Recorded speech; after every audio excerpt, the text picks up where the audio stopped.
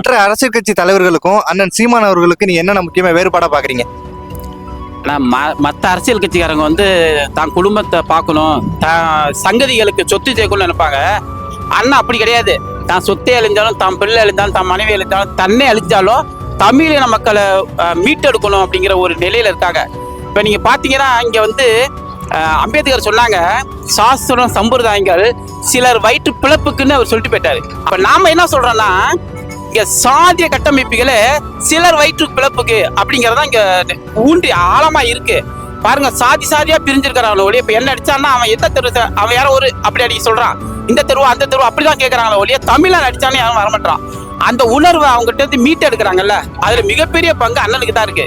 அண்ணன் நினைச்சாங்கன்னா கோடியில பெறலாம், கோடி கோடியா கொட்டி ஒன்றியத்துக்கு ஒரு கார் வாங்கிக்க, தொகுதிக்கு ஒரு கார் வாங்கி கொடுக்க முடியும். அவங்க அதுல இல்ல, காசு சம்பாதிக்கணும் என்ன அண்ணனுக்கு ஒரு நாள் கிடையாது.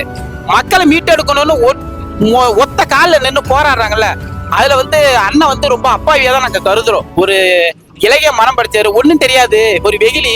சீமான் அவர்கள் வந்து தமிழ் தேசிய கட்டமைப்பு வந்து கட்டி எழுப்பி 15 வருஷமா கட்டி எழுப்புறாரு. இளைஞர்கள் வந்து பெரும்பாலான அரசியல் படித்திருக்கிறாரு. பெரும்பாலான இளைஞர்கள் வந்து விஜயை நோக்கி போறாங்க ரசிக மனப்பான்மையில. அதை எப்படி பாக்குறீங்க? அதுனா இப்ப சைக்கிள் ஓட்ட தெரியாத புள்ள என்ன செய்யும்? கீழே உளுந்துதான் எழுந்திருக்கும். சைக்கிள் ஓட்டுனதுக்கு அப்புறம் தான் தெரியும், அவன் எல்லா வண்டியையும் யூட்டர்ன் போட்டு போயிட்டே இருப்பான். அது போல விவரம் தெரியாதவங்க 100% 10% நானே உணர்ந்திருக்கேன். இப்ப எனக்கு கீழே உள்ள பிள்ளைங்களுக்கு தெரியாது, எல்லாதான் மறைச்சிட்டானுல்ல. இப்ப சாதி எப்படி ஒரு போதை இருக்கோ அதே மாதிரி விளம்பரம் அப்படி சொல்லிதான் நம்மள அடக்கி வச்சுட்டான். இப்ப எல்லார் கையிலயும் டச் போனை கொடுத்துட்டானே, அவன் எதையுமே சிந்திக்க மாட்டேங்கிறான். அதை ரொம்ப போராடி தட்டி எழுப்புறாரு. அதுல என்ன வந்து விஜய் எல்லாம் ஒரு பொருட்டா கிடையாது.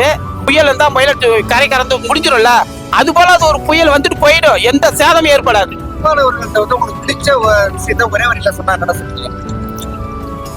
ஆண்மகன், உண்மையான ஆண்மகன்.